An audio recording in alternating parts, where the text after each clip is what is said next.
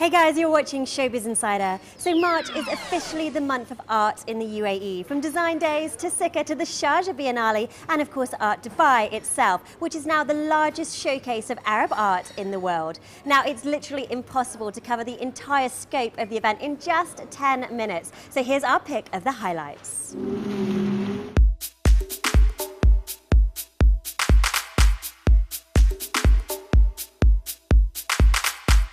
The 9th edition of Art Dubai broadened the international conversation about art with a record lineup of artists and galleries. His Highness Sheikh Hamdan bin Mohammed Al Maktoum gave the fair a royal opening, which alongside Design Days Dubai is the anchor event within Art Week.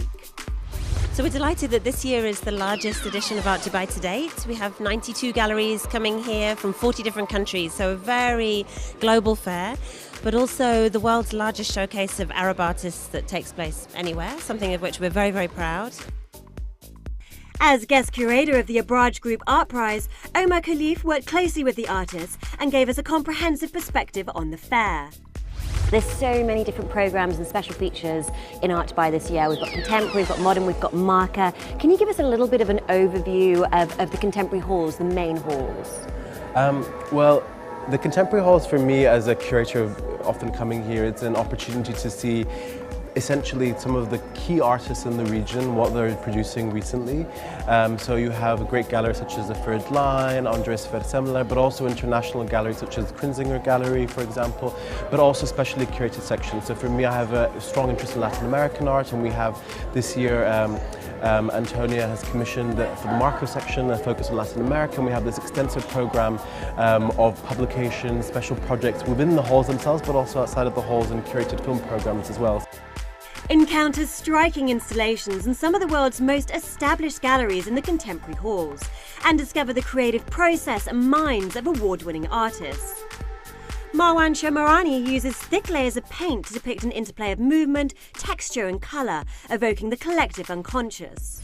Now, what is your process? What is the personal narrative behind these paintings? I think the narrative is more a reflection on the painting as a practice, and then behind that there is some message. But I think the message is more about the medium itself. But this canvas, especially this canvas, talk about an explosion. It's a universal explosion. It's a bomb, in fact. So, what questions do you ask yourself when you're staring at like a blank canvas? What do you ask yourself before you start to paint?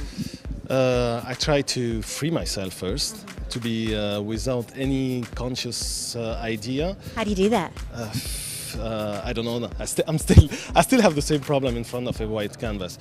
But at one point, when the need is there, it's come directly. You know, So would you say that you go into a kind of like meditative state before you start painting? It take me like usually, especially a canvas like this, it could take me a week or 2 weeks before getting into it, and I keep it like this white and I stare at it for a couple of days until I'm ready mentally and even with the body, because as you see it's a big one, so I need to climb the Himalaya to get to it.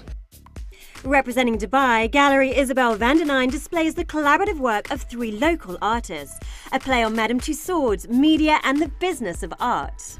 I understand that this entire piece has been created specifically for Art Dubai. That's absolutely right, yeah. It was made in Dubai as well. The 3 artists, which is Ramin Harizadeh, Rokni Harizadeh and Hassan Rahmanian, they live and work together in Al Basha in Dubai.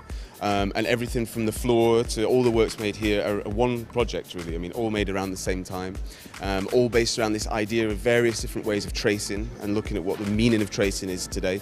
And also, I think if you look a little bit closer at these works, it's also a little play on the idea of an art fair and what the experience of an art fair is like, a little bit provocative as well. From Dubai to Tunisia, this provocative wall installation is titled Socrates, which is also the name of the Tunisian fighter it portrays. A poignant piece after the recent attack on Tunisian Museum Le Bardo. It's Omar Bey, who's a Tunisian artist, considered as a young artist in Tunisia. He sculpted, let's say, this installation with bricks that he found in construction sites, and then he sculpted the shape of a soldier who's actually it's in tribute of this soldier who was dead, who died during conflicts at the border of Tunisia with terrorists attacks. Yes. Going back to the work now, it's very interesting the way that he's cut the bricks that gives it depth? Because I know when you stand a little further away, it has more of an impact. When you come close, you know, you have to be a little bit further away to get the picture. Exactly. Newcomer galleries just beginning to trend artistically include Dastan's Basement from Iran.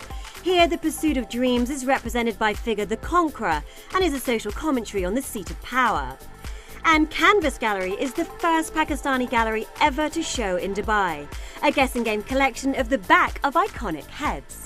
Instead of painting portraits from the front of the face, which is where you recognize people from, he's actually painted the back of the heads because he feels that the character of the person is also immanent from the back, and you don't really need to see the face of the people because they're icons, they're people who are known, they're respectable people who have made a name for themselves. This is Marilyn Monroe, and behind you actually is the founder of our nation, Quaid-e-Azam Muhammad Ali Jinnah, which is probably the strongest painting that everybody gravitated towards. And if you find it hard to resist touching art, Rafael Lozano Hemmer's interactive piece draws upon public participation. Pulse Index records fingerprints and detects heart rates, creating a digital record of Art Dubai visitors.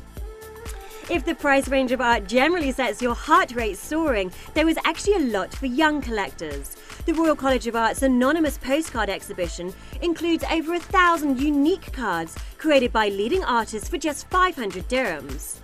And if you're looking for a stunning piece for home, an experience of light and colour, this South African installation markets for $9,000 US. What's interesting about this piece is when you look at it from different angles, it's completely different colours. What sort of techniques and what materials she used to create this? Well, Lindy first started to use, it's called Radiant Perspex. It's actually quite a rare acrylic material, which the artist first started to use when she exhibited at the Venice Biennale 3 years ago, representing South Africa.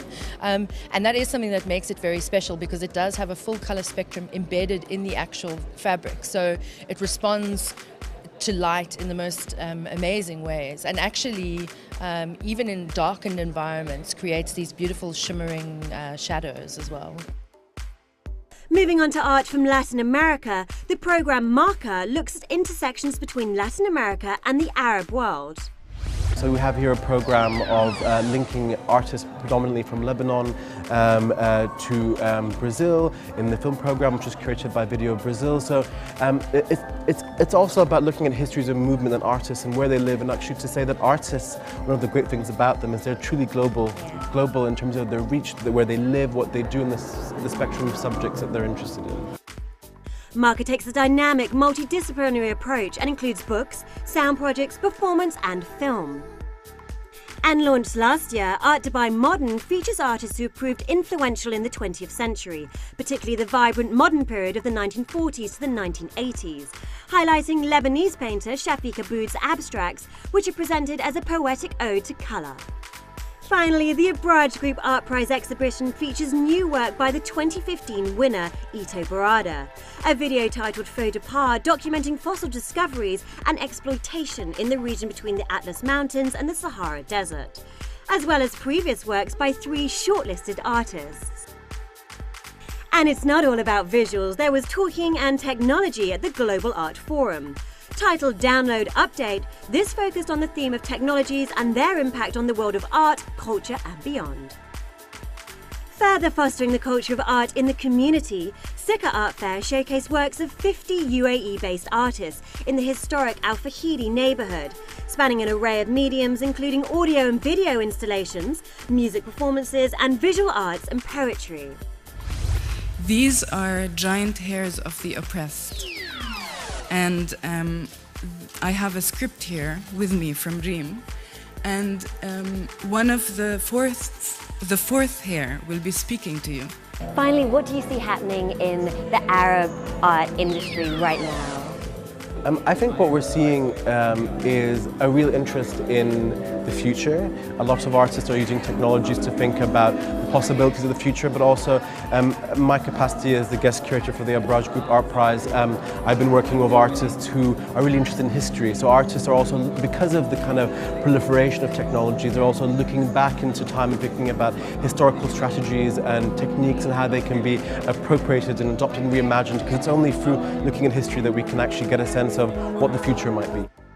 This year's Art Dubai was an expansive dialogue of the ever-evolving nature of art, an extraordinarily diverse roster of galleries and events, and a truly global art fair. So those were the big stories in art, society and fashion this month, and that brings us to the end of this edition of Showbiz Insider. Hope you loved the show, guys. Remember, you can check out our Facebook page, which is titled Showbiz Insider, and there's also our Twitter feed, which is @ZoeShowbiz. That's for your international Hollywood gossip. We'll be back same time next month with more local legends and Hollywood stars. See you then.